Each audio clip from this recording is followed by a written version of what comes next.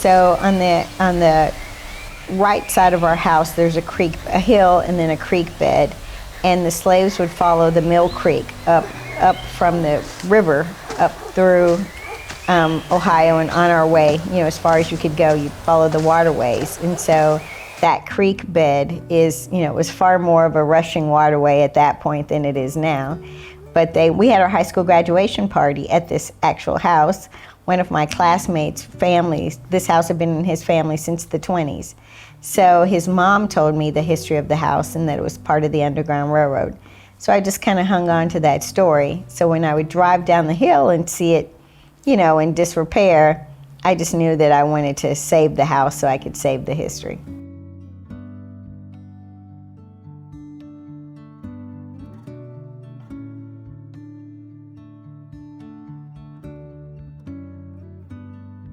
Well, once I graduated from college, I joined a different church, and my church was in College Hill, and I would ride past 6 Acres, and it was, it had fallen into ruins, and it was, a big old condemned building.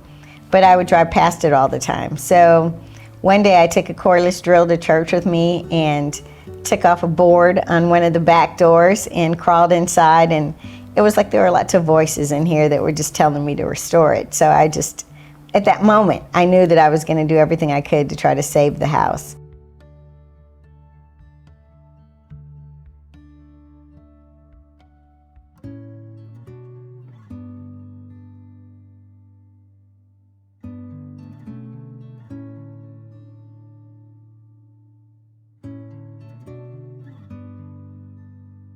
People that were coming here were really only going to stay here for a minute. The goal was to keep it moving. So, Zebulon Strong, who built this house, he was a Quaker from Pennsylvania that had strong abolitionist spirit. He got that from his mother.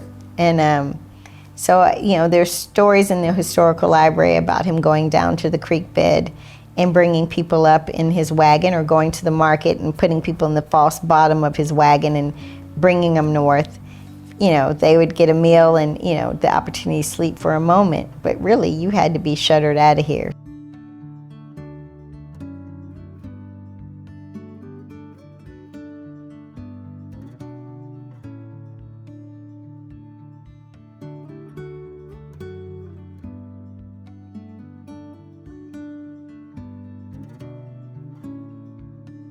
So putting him back in the wagon and going up Hamilton Avenue as far as he could go, or sending them on foot to the next stop on the Underground Railroad house, which was the Wilson House.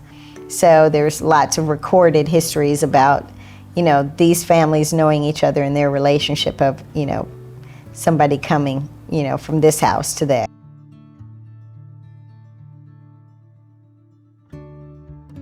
The first piece that I got for 6 Acres is still probably my favorite, and that's the one when you enter into the vestibule with a woman with a baby on her back.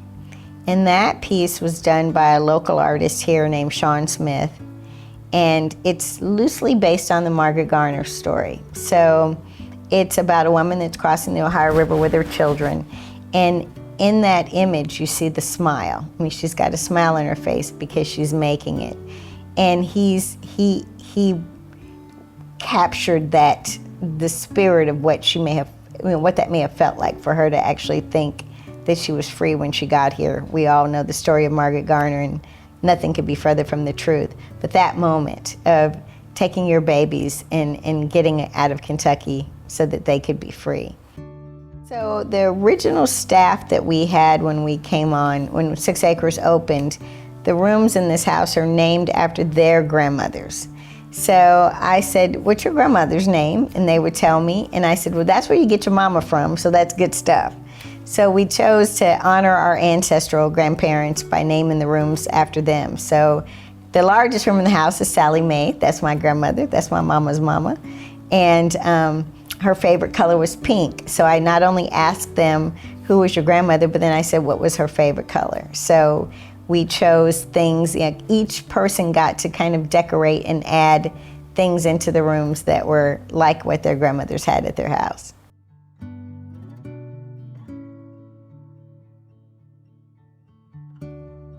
It's time to bring people to your homes. If you can, have quality conversations, one of the things that's going to help us as a nation heal and get better and grow and be beautiful is just sitting down and having healthy conversations with one another. So I really want people to do that, to start the dialogue. It starts with conversation.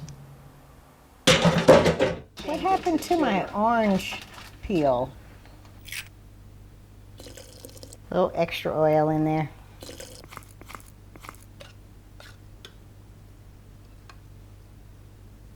I'm gonna put a little sugar.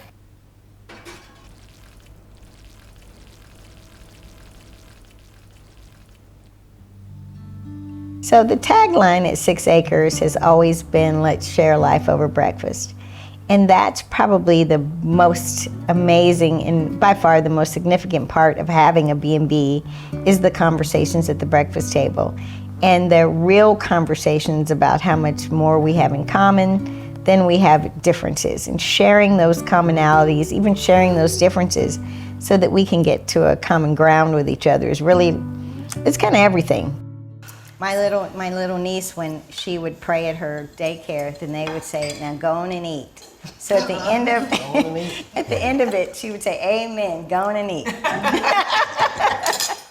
So Chris, question, is there a story behind the meal today? Is there any unique things? So the sausage is made, we just brought this sausage in yesterday from North Carolina. It's made by a farmer there who farm raises his own pigs. He's a 4th generation hog farmer. And all of the sausage is non-GMO and farm raised, healthy. And so I was just so excited. We did a big farm to table event there, and I was really excited to be able to bring the sausage to us. Does he ship? Because I'm going to need some of this. Yes, he does. That's he fantastic. does. Yeah, it's fantastic. Yeah. Those are good sausage. So we were just thrilled over the moon. Grits are really good. So the grits are made with Gouda and cheddar. So it's the Gouda. And the lack of sugar. Yeah. Oh no sugar on the grits. Nah. So y'all have been traveling through the country. Tell Yeah. us about I'm a bit who you exhausted. met and the biggest surprises and not surprises. So we bought a camper van in Los Angeles. And Before COVID. Yeah. Yeah. And Oh, really? Okay. Well, yeah, we bought it and it sat there for about a year while I waited for us to be able to leave Australia. I mean, we were stuck.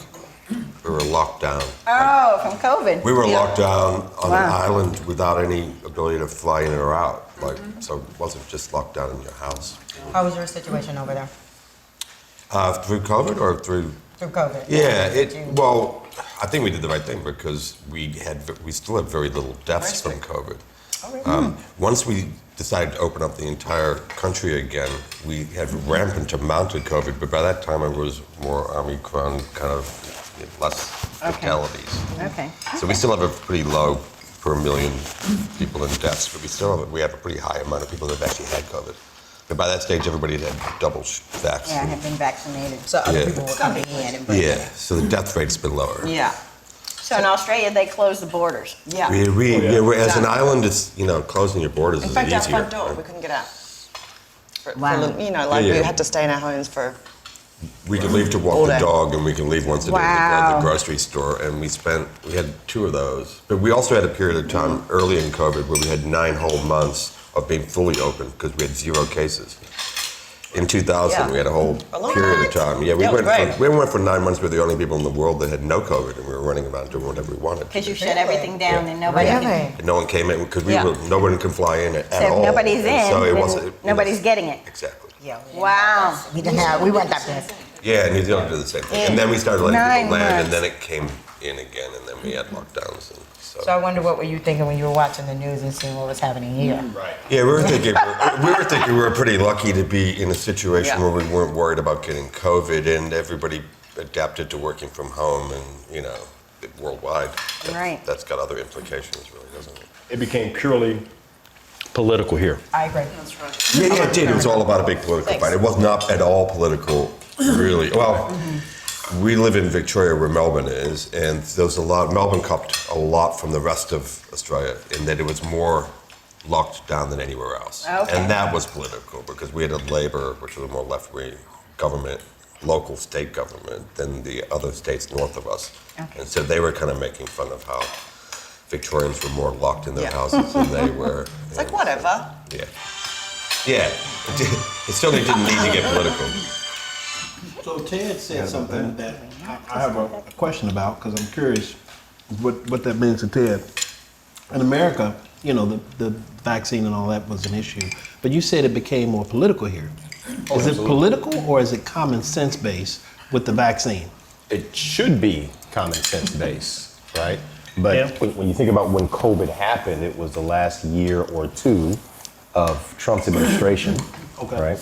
And he made the erroneous assumption that doing more to protect people against the virus would harm him in the upcoming election. That was his political calculus. And because that was his calculus, he did everything that he could to shut people like Dr. Fauci down and folk like that, right? While also, and I'm gonna give him credit for this, but the one good thing he did was he did expedite the speed with which a vaccine was created, right? And that was actually really innovative. But everything else he did politically against it was awful. So for example, we still don't know the actual numbers of American deaths, right? There's a number that's out there, but it's, most of the experts say it's 30-40% of what it actually is, right? And Because I so, believe in the state of Florida, they weren't really counting. they're still not. Before they shut some stuff down. So They decided not to count. Right. Right. I agree because it wasn't looking at it. fired people to keep them from counting. Yeah. I agree. Right. I agree. Now I heard something interesting today.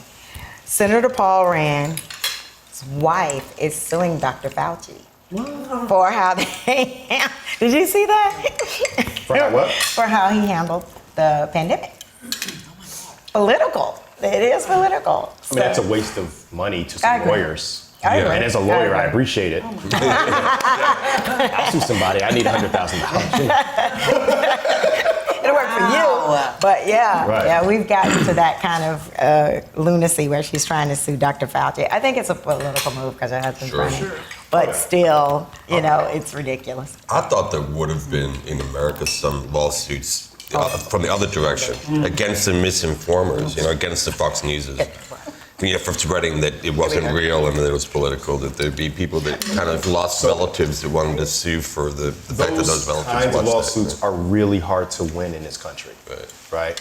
I mean, it amounts to defamation. Defamation suits are really difficult to win, and they're really expensive to fight, especially when you're going against the Fox Newses of the world. Sure. And so, unfortunately, our biggest news institutions almost have free reign to say anything they want to, and they typically don't stop until it begins to cost them money. Yeah. Yeah. Since 1980, anyway. They used to be held to Right. account before that with the whatever it was, the fairness That's exactly doctrine, right? That's exactly right. Yep. I have a question for Miss Meg as one of our blessed people to be around just a little bit longer, probably than some of us. Look at, he just called you. I was trying to say it as best as I possibly can. Our esteemed elder. Our Yes, esteemed I was elder. about to say, if you're saying I'm the elder who's here, that's the truth. Without claim that? saying that, oh my goodness. But in your life, what did you think about this whole pandemic thing? Knowing that you've seen more than a number of us, what was your view? I'm just, we've been hearing about climate change for a very, very long time. If you're my age, you've been hearing about it for a very, very long time. Even in the 70s, when I was a young adult and very interested in politics and what's going on in the country, people were like, the earth can't support all these people the way we live on it. Right, the way we live, And right. so they predicted a long, long time ago that pandemics would be able to break out that people would not be able to contain. So just like the fires, the floods, the pandemic, this is unprecedented in my lifetime. This is not the Right. same as when I was 50 or 40, not even remotely. That is a But cultural difference right there. It is, absolutely. Because elders in the African American family. Holy have- moly. Yeah, you do what they say. My mother will call me and tell me to do anything. And you better do it. You get that baby that test? How do you do it? Well, Mama, I'm trying to, will you hurry up and, you know. Well, that's Right. true. I'm familiar with Not that. that option. Yes, ma'am. Yes, ma'am. Okay, Mama. And especially the business about the grandchild is always supposed to treat the grandma with respect. And you're in trouble if you don't in an African American family, yeah. in my experience. But not in white families. In white families, I know, it's fascinating. It is fascinating. I mean, it's, I can't imagine. yeah, I've been around tables like this where we compare and say, so what happens in your family if the grandchild disagrees with grandma? And people are like, are you kidding? Yeah. Disagree. Yeah, right, exactly. So I just Can't have even get to. the diss out. Right. I just have to keep it, you know, really interesting. keep it calm. Coffee and bring it. And so If you find another piece of sausage in, I'm sorry. Ted, that's why I end up being political, because I feel like there are things we can do. That no matter how many fires and floods and pandemics there are forces, positive forces in the world. Look at me. So Meg, it's interesting. So the pandemic was good. Sounds like it was. Until we came out of it and we went right back to chaos. Right. We went right back to That chaos. is It was correct. it was weird. Everybody I spoke to really slowed down during that time. And it was nice to be able I don't have a chance to cook. I'm always sort of on go. And it's nice to be able to cook and, you know, maybe relax, watch a movie. I watched a lot of Netflix. But yeah, that's gone. But didn't you find during the pandemic, everybody said, well, when we go back to normal, we should be careful that it's a new normal? Right. Everybody said Right. that. So how was that for you, Stephanie? Was there anything different for you after that's like, The no, one you thing I did will change? say is I'm conscious of it. I try. I am not very successful, but I try to remember that it's time to slow down. It's time to settle down. I think that's one of those words, you know, we use a lot of words, health and wellness, new normal, you know, we get taglines kind of thing. But I think now we're more conscious of we need to kind of calm down, settle down a bit. But again, I don't think we're out. That's all at it. I have a question for Charlie. As a retired first responder, Yeah. if you were active during COVID, would you be more apt to throw up your hands and say, "I'm done now that COVID has passed"? Would it have been too much for you to endure? I guess. Oh, no. Good question. No, I don't think that's the issue. As a personal thing for me, you know, I was in the Moderna trial. So, yeah, I got in the trial very early. Because I just believe in that whole science type of thing that you really that vaccines work. So for me, no, I don't think so. I wasn't on the fire department during COVID, and so my only comparison to that would be that I think in some ways it may have made it easier as a paramedic. And the reason I say that is that there are things that are a lot more stressful that medics deal with all the time, and they don't put, you don't put resources to it like some of the resources that were thrown at the pandemic. So no, I don't think that would have been an issue like that. I think my issue would have been mostly, and I know from how active I was when I was on the fire department, would be other firefighters. Are you getting your shot? Because I think at one point the rate was less than half. Yeah. Were getting their shots. Okay. So my concern would have not have been the public. I mean, not to say there's not a concern, but my biggest concern would have been other firefighters, fellow firefighters. Are you believing the hype? Are are you getting your shots? And so that would have been my concern. That I heard someone that was in the medical industry say the same thing about we've thrown a lot of resources at COVID, but there are, illnesses that's been around forever, like cancer, AIDS, HIV, diabetes, race-related, culturally related, that haven't seen, Nowhere near the and definitely causes the same, almost the same amount of rabbits. So Well, we had, in Miami during the pandemic, we had the opportunity to serve the homeless for 18 months because they closed all the hotels down, and the very next day, I was like, Thank you. what can we do? And what you really saw were the, socioeconomic differences in recognizing how blessed you were to be able to work from home and to have a place that you could hibernate in for a little while. I mean, I think that was probably the most powerful part about, housing people. There was one man that came and stayed with us for far longer than he was supposed to, and he had cancer. So he's, having to leave every, couple of days to go get his chemo treatments. But the programs from the federal government were only going to allow him to be there for 90 days. And after that, they stopped paying for him to stay there. And so, you have to make a decision. Are we going to throw him back out into a shelter where he could get COVID, or just suck it up and let it go? So every time his number came up, we would just, move everything Sort of around fudge and around, say, yeah. not him. And in the 9th month, when they realized that we had been moving the cheese around, it was a little bit of trauma for the whole team. But we just said, look, take it out of the bill if that's the issue, because what we're not going to do is let this elder black man die. No. Going back into a shelter. So, and really having nowhere safe to go from when you do have other illnesses. We had several people there that, were there for extended periods of time because they were sick and they were in shelters, but, they had to come out not even necessarily because they had COVID, but because of the risk that they could get COVID and potentially die. So there were, a lot of different things that you're dealing with, and then just the mental, emotional, well-being of people trying to deal with something that serious. And it's destabilizing, but you're already destabilized. So you're kind of compounding, the emotions and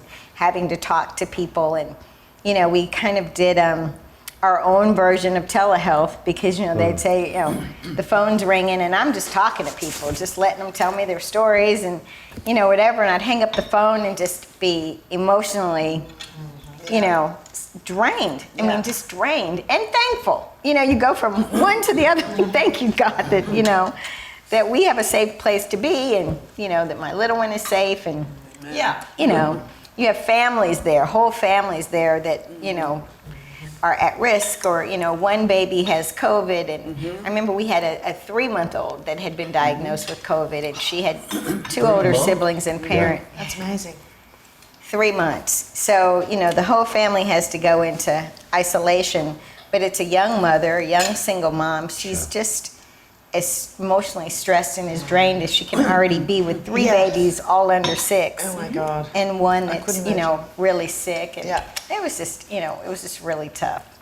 You really recognize that, we're lucky. Yeah, very much. I wanted to add something real quick from the question that you asked me.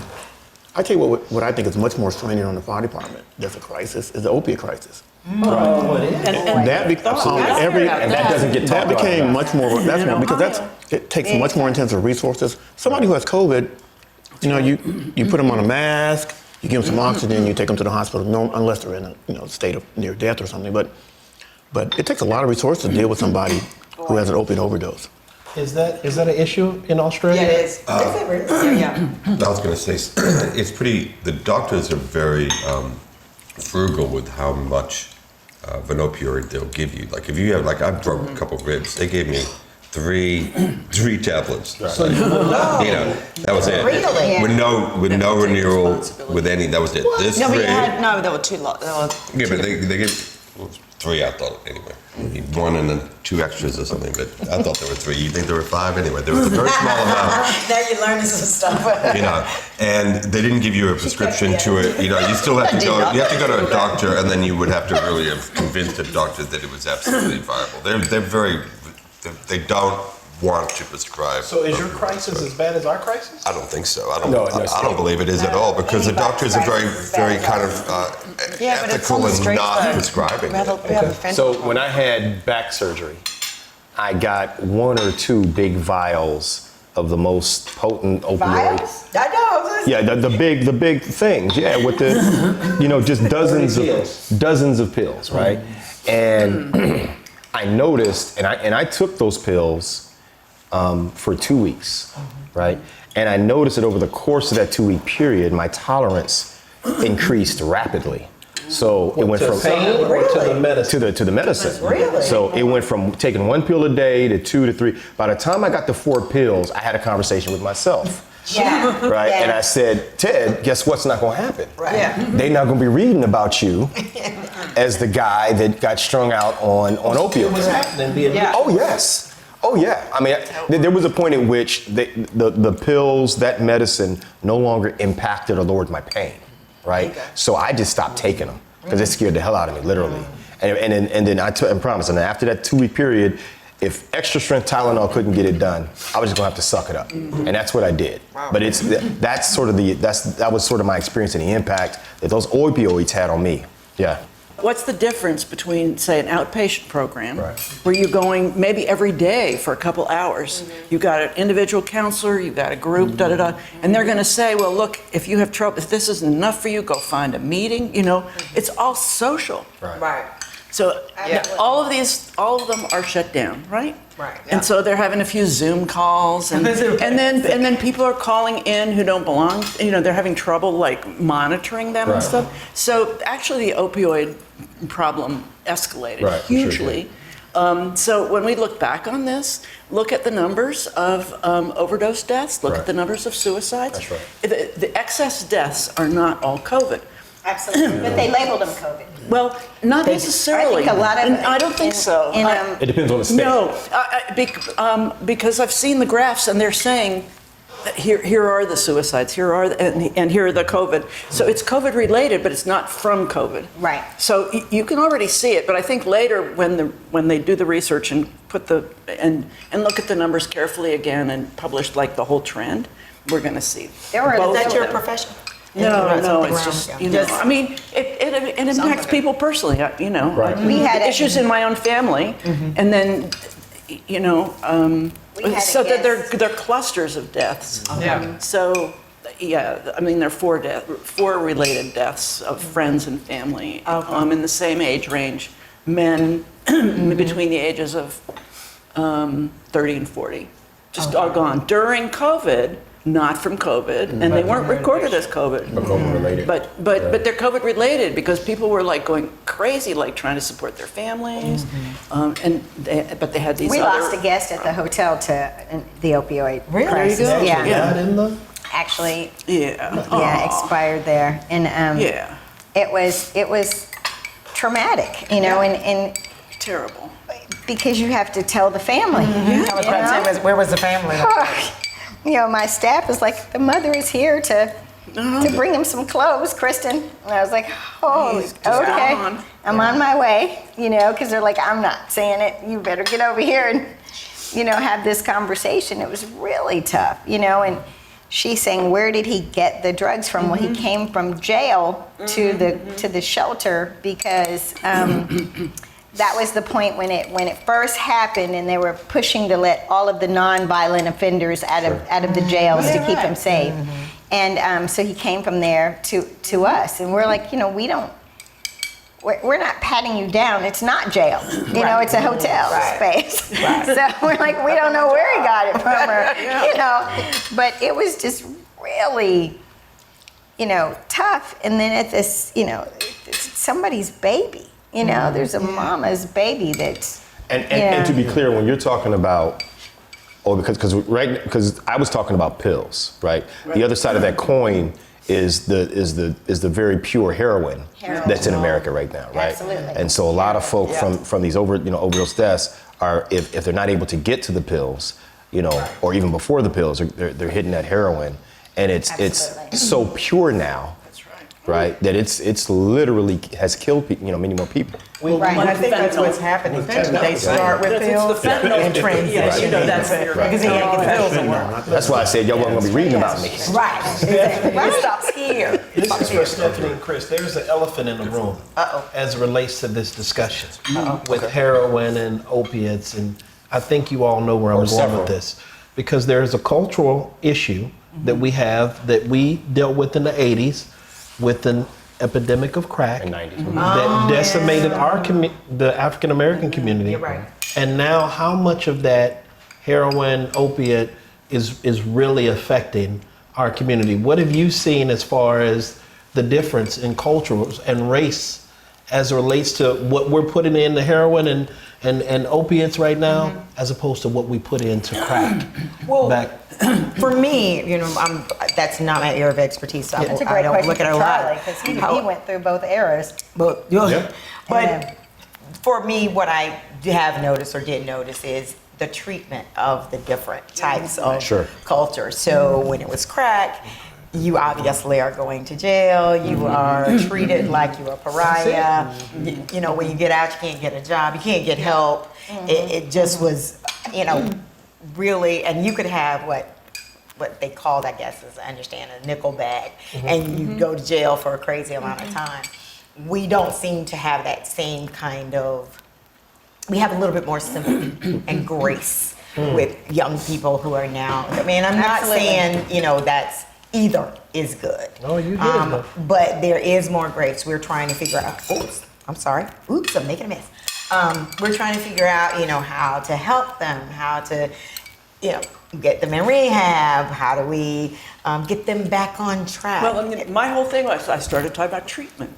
Right, I didn't start talking about, oh, these They need to terrible go to children, jail, kind of thing. Yeah. And I wish we would have done that for those folks in the same way. Now, maybe we learned something from that, but you can't miss, if you're African American, that it was a clear distinction between the cultures. Well, Stephanie, how do we fulfill your wish when the literal American government empowered and enabled the distribution and the creation of crack cocaine in the black and brown communities, right? That would have been diametrically opposed to all of their initial action.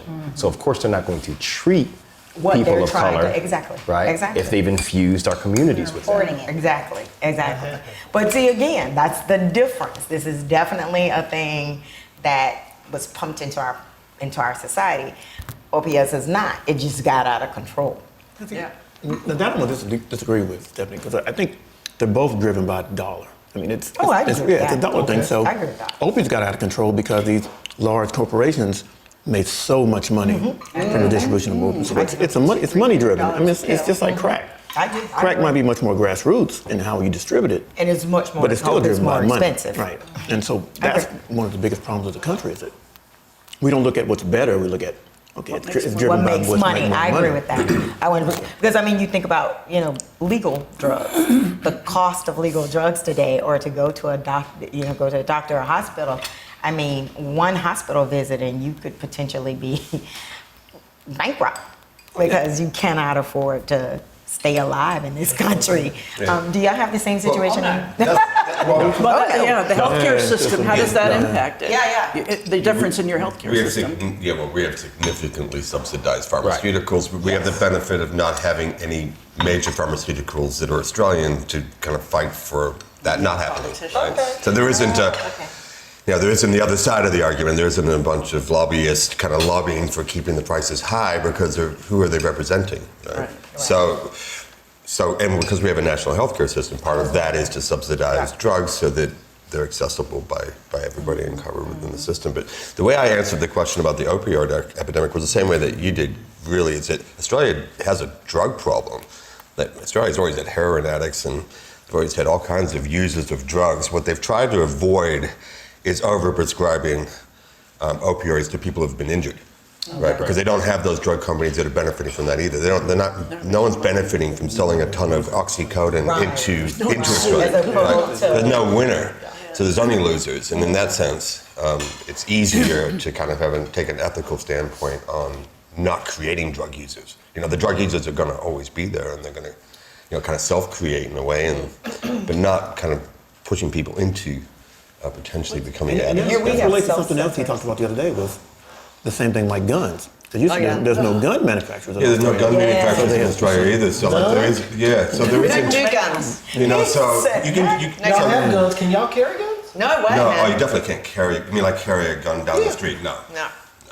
Welcome to So America. America's one of the only Yes, places for hunting you and can, farms, yeah. you know, the farmers have guns to ward off kangaroos, which we also eat. I can't believe you laughed. You know, which is always a shock to people. We say, yeah, we eat kangaroos. They're really pretty Yeah, good. we eat I thought you were gonna say a dingo or something. No, like, you know, they're not. Yeah. Eat a kangaroo. No, we eat kangaroos.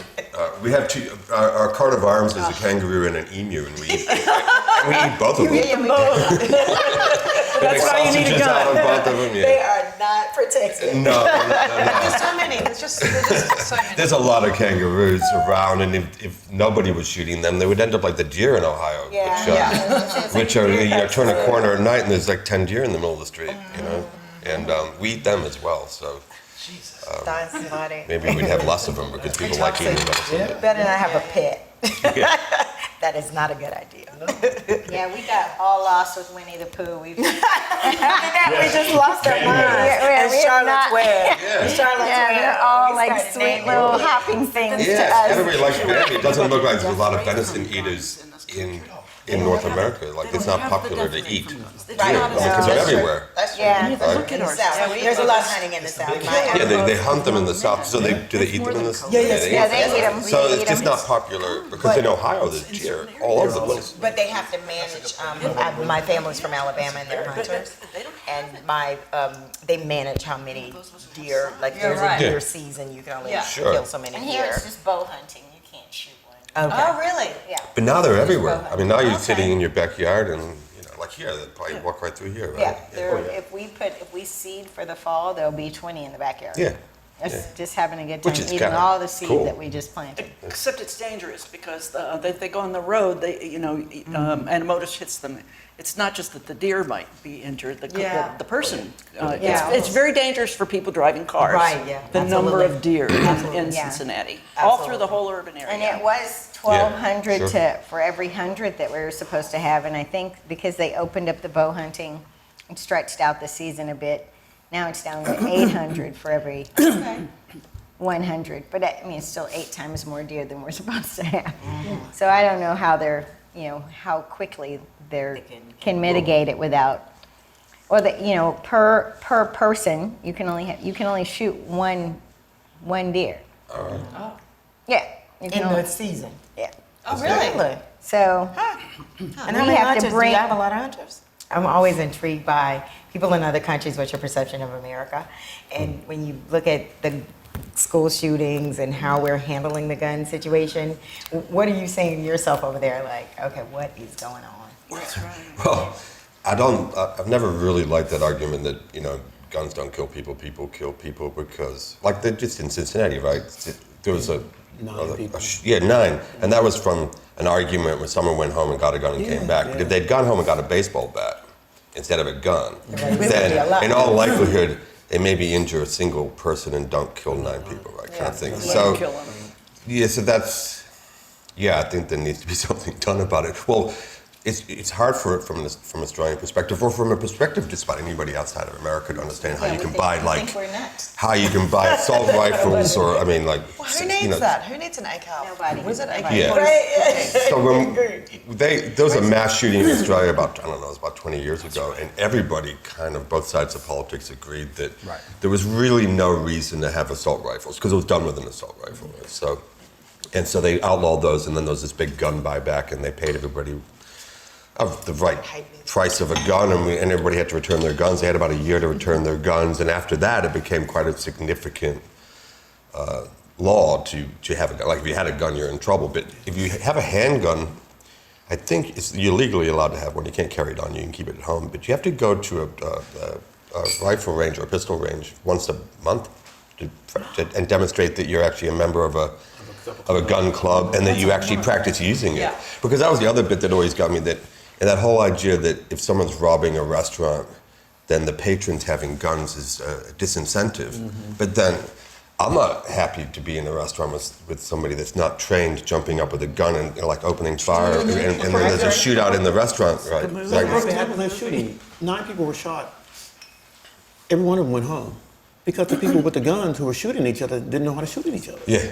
So they're just shooting and they're hitting, Lori Victim Torso. people, It's thankful, victims. but it shows you how bad they are with the gun that they actually own. they're never practicing with it. They just have one at home. And so I can imagine if more in that same situation, if more people than those two had had a gun, it would have been incredible down there. It would have been nothing but you're the native, right? You born and raised in Australia? Oh, I was raised. I was born there, Yeah. but not raised But there. born and raised. Yeah. So what do we need in America? All we need is a love? Is that what we need? That's it, basically. You know, that's it. I say understanding. Can we please stop being? We're now at this state where we're so polarized. But I don't even know if we even understand what what we're mad at. We just need to be right. That's all that matters, and there's no rational thought. So that's what frustrates me a lot, because you're sitting watching the news, and like you say, who in their right mind can say that it is a good idea to have an AK-47? That is a war weapon. That does not make sense. They love their families. They want to protect them. That's what they're doing it for. Really? Right? You can't do that with I'll give you protection. And I grew up with uncles who hunt. Got it. They got licensed. They learned how to shoot. They couldn't have it before they were 18, which is another problem. We got small kids that access to guns. What is that? Right. So that's just not rational that you can try to justify. So you're battling up against the very character of your country, right? So and I know it's about money. well, at the end it's of the two day. things. It is absolutely capitalism, because the gun industry in America is a multi-billion-dollar Absolutely. industry, and it is also white supremacy, right? Yep. Yeah. And so what the gun companies do is use white supremacist imagery and messaging to influence 150 million plus Yeah. people to tell them, you got to have these guns To and protect these yourself. kinds of guns, because you know what? They're coming. And they're going to take over. They're coming, right? And so, during Obama's administration, during Trump's administration, and even during Biden's, you have unprecedented amounts of money being spent for these very military style, of which I own several, I'll be honest with you, these military style weapons. Yeah, I'm one of the good guys. And I'm very well trained, right? Oh, yeah, I have all the licenses, right? But here's the other thing, though. I am a student of American history, right? And so I'm looking at this as a student from my family's been here since, frankly, before the Revolutionary War. And I'm looking at this and I'm like, something's going to happen, right? And January 6th was our prelude, right? And I got to tell you, as much of a student of American history I am, January 6th shocked me. Right? Because I didn't know that as a country we were at that place yet. But now that I know it, okay, I see you. I get it. No, I'm not ready. You can't be ready. Please don't be ready. No, you can't be ready. It was ready for, Ready for what? But I mean, so for example, the former president, his Mar-a-Lago was just raided, and within 12 hours of that happening, his supporters said publicly, it's time for civil war. What? Oh, yes. Did they say that? Oh, yes. I didn't read that. Yeah. I follow these things. Back it up. His support. They coming tomorrow. Well, Dad's been nice. Time to go home. But his supporters have said this. This is in the blogosphere. This is all publicly available information. And so, we've got, again, 100 to 150 million people who feel very strongly about their place and their position in this country, and their willingness and their ability to keep others from accessing a similar place. And I sort of feel like, Thanks for inviting me. I know, exactly. You can get typed. I think Barack Obama actually sort of opened up that can of worms completely, because he's the vision Right. of exactly The visual, what we don't right. want to have. So, yeah. So this is Obama's fault? Is that what No, I'm not saying No, it's his it's fault at all. backlash. Voted for the man, love him dearly, wish he was still my president. But it opened up a can of worms for the audience he's talking about. He is sitting in a It spot triggered that them. was supposed to be for one type of person. Forever, He's not that right. type of person. He took that spot that was designated for one type of person. Oh, wow. But you know what? During the Civil War, even the propaganda and the media and the marketing that was targeted towards when these 400 million people are freed, there is going to be a complete anarchy. And so all of the propaganda was get your guns, because when the slaves are freed, they're going to come back and get you. And they would have these pictures of like huge black men and a little white guy, and just, standing over them, just waiting to pounce. And, the marketing and the targeting for that was, was very real. And it also was encouraging, poor white males to fight for America, right? Because it wasn't the wealthy that were going to war in the Civil War. It was, the poor. And, just as a historian, I had the opportunity to go to the Charles Blackson Museum. And he has like the largest collection of narratives from the Civil War. And you can read letters coming home from young men that went to fight. First of all, I would say a good portion of these had a first or second grade education, and they get there and they're like, we have no clue what we're, what we're doing, and it's painful and it's powerful when you read it, because they were, hoodwinked. They were running off to battle to fight for, the fear that black people were going to take over the world because of our population size at that point. And then, getting into battle and not even having shoes and not even knowing, what are we doing here? And we've been sitting in a hole for 6 weeks, and, half of my friends have died. And, it's a really, that fear mongering has always been the catalyst to, to encourage and divide. And it works. So it's working now. I mean, It absolutely is. My husband was a school psychologist in the 60s. And at that time, he was working in a white rural area not far from here. And Martin Luther King was shot. And you know what the response of that neighborhood was, that community? They cheered. And this happened all over the country. It's the same exact thing. Everybody was like, well, we've got to send the men to the bridge that goes to this town because they're coming for us.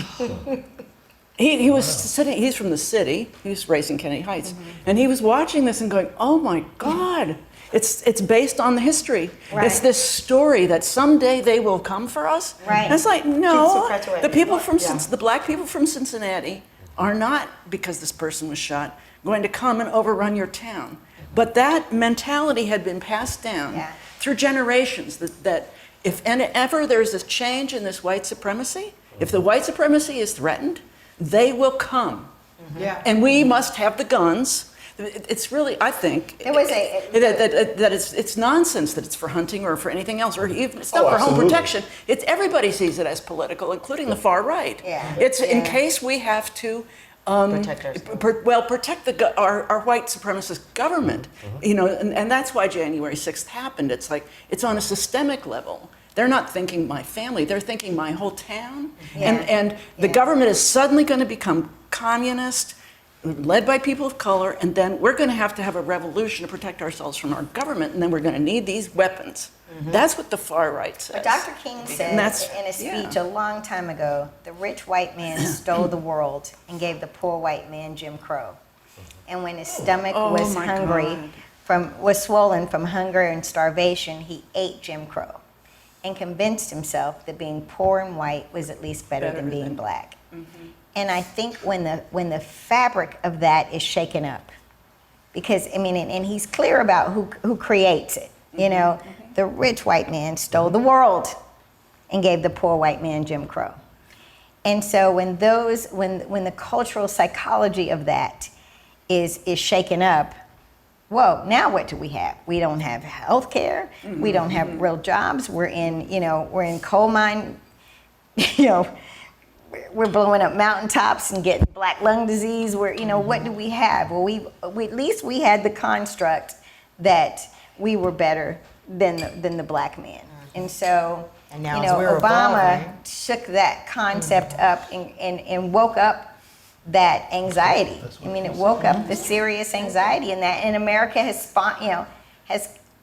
our political energy continues to create that, fear And it also means that then the workers don't have an effective labor movement to No, challenge no, the it's- rich it's a diversion. because the It's a working class, diversion. which It's a includes, by the way, diversion. black people, Right. can't get together. So Absolutely. as long as they're split, then this whole thing keeps working because Exactly. black people and white people tend to see each other as enemies, and it keeps that class of people who otherwise in other countries might even have a political party that's called the Labor Party. We don't have anything like Yeah, that because America- our working class doesn't exist. It's like, no, you're either black or white. You're not working class. We don't talk about being working class And when Dr. King decided that he Can't get wanted to together. try to bring those two together, against this rich.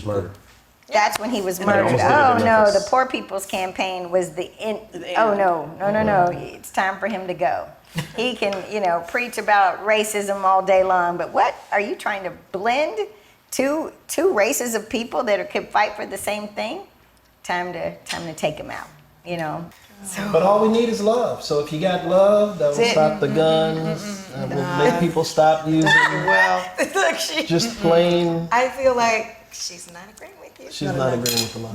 No, because it's capitalism, because it has to do with money. I'm So sorry, honestly, 100% if she's you, right. like one of my mentors says, anything where they say the solution is reconciliation, he won't have anything to do with. Oh, wow. Because it's not about your state of mind, it's about the balance of power. That's right. And you can go for rebalancing power in a hateful way, or you can go about it in a loving way. Speaking Martin Luther King, I mean, we have many people in history who've shown us the ways that you can help build solidarity among workers, for instance, or among women, and who, of different classes, different races. In order to focus on what's really going on, what's the analysis of where is this money coming from, and if it's really the gun lobby and the big pharma and da. It's not reconciling with those executives. It's having people power to say we're going to stop this, and we may have to do it, and we do have to do it. We are doing it in targeted small areas, but because it's a web, you can tackle it at different places on the web, and it can make a difference. I mean, even if just this thing about the insulin, so now if you're on Medicare, instead of $600 or $700 a month, it'll be capped at $35 a month. Now that's great, and that has to do with the power. Right. And now it's going to be harder for them to say, well, if it's good for the Medicare people, how about the rest of the people? So it tackles big pharma, and not by sitting down and saying, how can you be so mean? And don't you know anybody with diabetes? It just says, we're not going to let you do this anymore. And there's a bunch of My us. question, I mean, Mark, that was pretty unique. That. Well, That but it's, no, that's how legislation, that was a big deal. that's how our health insurance runs. Yes. I mean, it's not insulin is about like the money. best example, but it's true for everything else. I mean, this business about how many, well, I don't want to use the pain pills, but any medication you need costs money in this country. It really has to do with your situation that you have to work around the bureaucracy just to keep somebody alive during COVID. And he didn't do anything wrong. He's doing everything right, going to his doctor and everything else. And because of the money to be 90 made. days and you're out. Yeah, The big it's- pharma it's- could it's price it at ludicrous. anything. So even just your actions of saying, I'm not putting this man out, is sort of, I'd say, like a revolutionary act. It's like, I'm just not going with the system. And Right. other people see that and they say, we're going to protect you and we're going to work together. Well, to be honest, the county did not take our money away because when we said, well, then take it. And then deduct right. 6 months worth of his but room you had to rent. call them on it. They didn't do that because, but they could have. They could have. And but another but county the probably morality stepped in and said, all right. Okay, let me calm him down. Yeah, they're frustrated, but at the same time, they chose not to. That's good. Right. You know, they did the right thing. They did the right thing. They did the right thing. I want to ask this question because of Meg, and she's not much older than me, but are you optimistic? Talking age, man. Are you optimistic? She's not much older than me. I'm not. Are you optimistic about the future? I mean, because I know you're bringing this conversation because of that. I But think, we prayed before Right. the meal. So I think it's more that I don't know how to go on if I can't operate from some kind of belief that I'm supposed to do as much as I can to do the right thing, and that most people that I know, I'm going to go into this breakfast and assume the same thing about everybody. I just am. I mean, you're probably not a big pharma executive, you know? Yeah. And I find that with that I end up being more hopeful because, yeah, and I also feel like it's true that it's not, in a way, again, this may be spirituality, that it's not for me to know like the effect of all of our work. It's just for us to do our part. And then what the outcome is, it's part of the Buddhism thing, Charles, that it's not for us to control the outcome, but it is for us to do our part anyway and then see what happens. So no, I'm not That's very a Garth Brooks optimistic. song, The Change. Yeah. Yeah, that is. It's beautiful. But it's a real Buddhism thing about not, It is you a don't beautiful do things because you're attached, and that's a Buddhism thing, to the outcome. You do them because it's the right thing to do. And that's the same thing about being loving to people. It's like, well, we certainly can't do it without caring about each other. We can't. You know, or, yeah, we just can't. I mean, we're supposed to have a good quality of life every day anyway. And I mean, that to me is the gift of the whole movement about Black joy. We Right. can do this and be happy. Right. Even though we're all going to hell in a handbasket. And it's a revolutionary thing to be happy. That's true. Yeah. It just is. Yeah, And so I you agree. You're cannot absolutely take right. away from me that I'm going to have a good day today. I'm going to enjoy people that I meet. And the world is beautiful. I love these ladies. And then there's things to do. There's, you know, then you can go to the jazz festival and register 6 people to vote last Friday night. Do your part. Yeah, you. My little one is 10, and she has a little friend who just got glasses, and the doctor said it was from too much screen time. From really? Yeah, and that there's something that's actually changing the eyesight of children now and requiring that they wear glasses because of watching see too that. much Because TV. they I focus. can see that. Yeah, little and screen. so the little girl wears glasses now, and I said to her mom, well, take the tablet. Right. She said, I can't.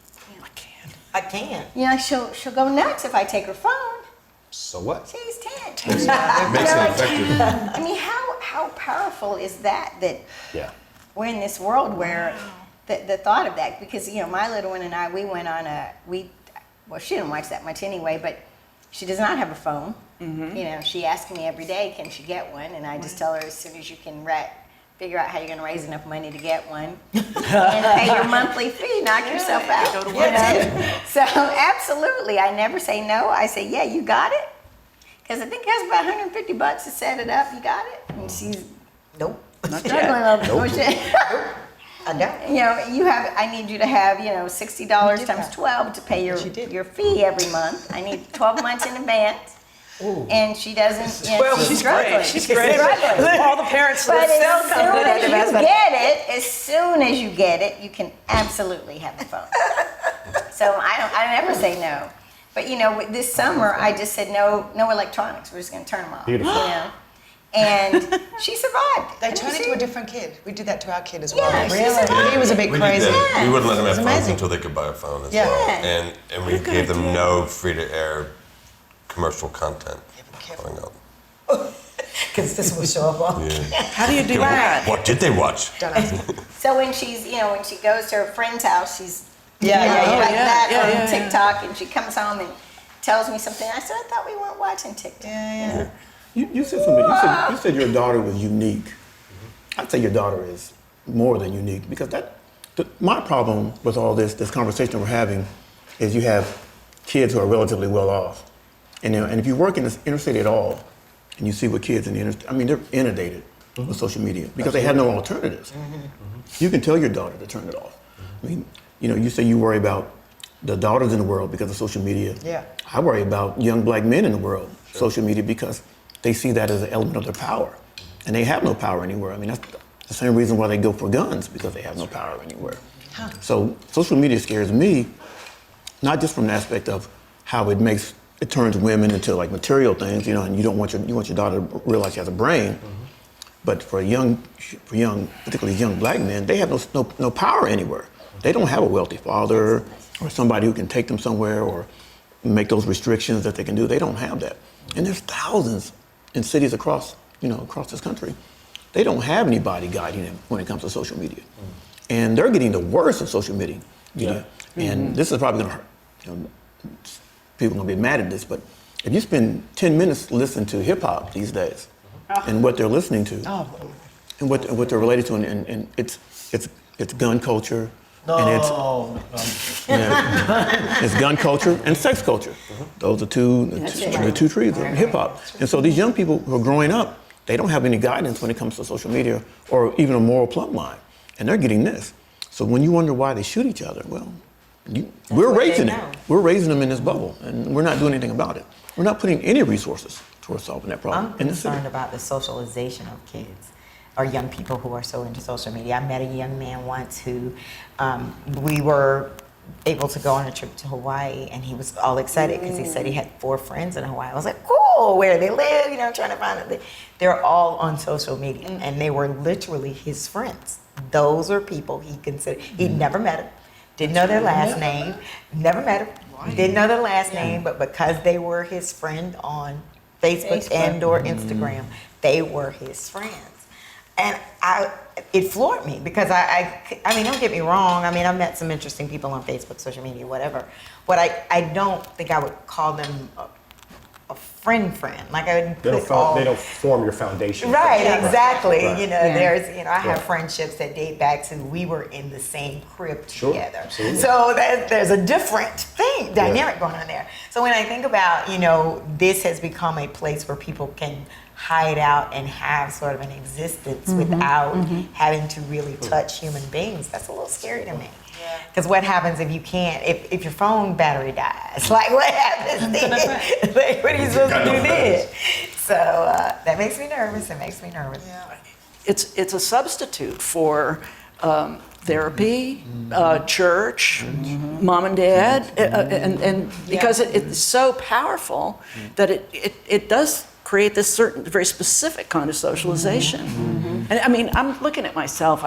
During the pandemic, I lived alone in a condo building, and the only people I saw was going for walks outside, right, with other people.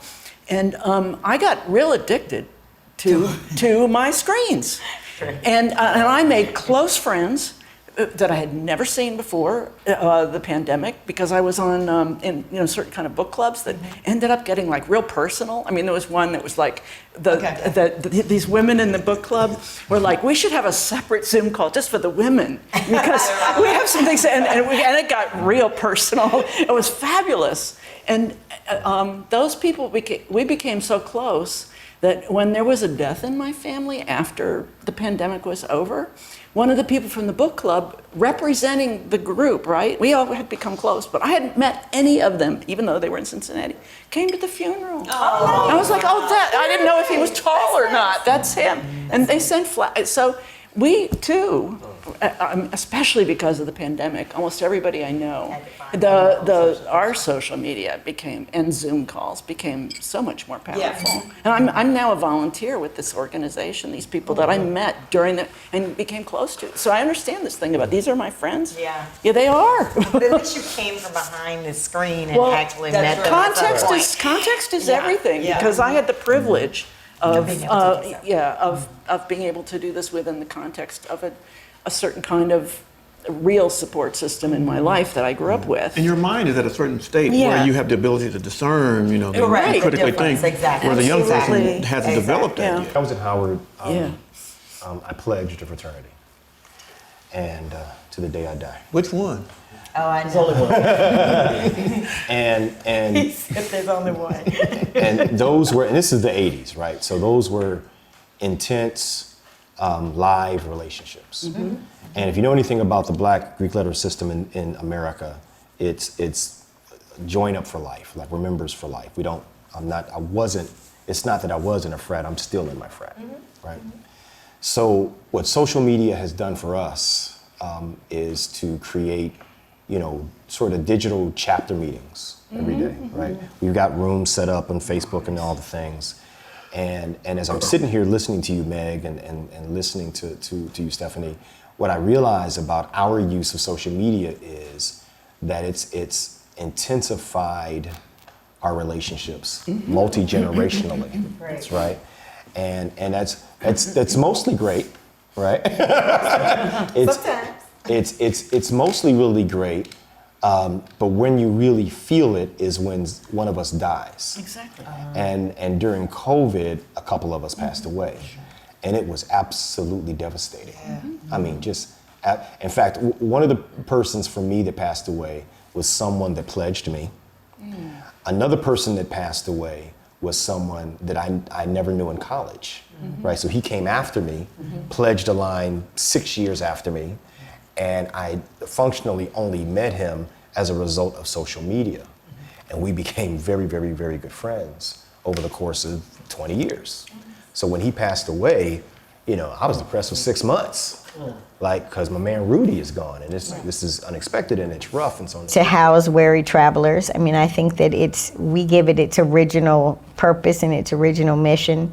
Like I said, the house calls a very strong rest. So coming here and experiencing a home that, you know, its original family, we're making sure that people were safe on their journey, is kind of my mission. So when I decided to buy the house, I wanted to house travelers and give them a safe place to be on their travels, wherever they may go. It's like your family. Oh, it's exactly that. You have all these cousins Yeah. that other people don't Yeah. have. And uncles and great uncles. Yeah, I mean, yeah. So it's like, man, you know, and we're, you know, trying to tell each other stay healthy, work out, because we don't want to lose anybody. Of course, that's not human. We have to, but you know.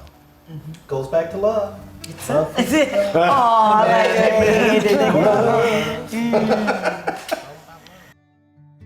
And I think probably one of the most surprising things was the differences in what's happening in Australia. I learned a lot about what was happening there. I didn't know, obviously, the thing about the guns and what have you. And again, being in America, I thought kangaroos were nice and whatnot, but I didn't know they killed and ate kangaroos.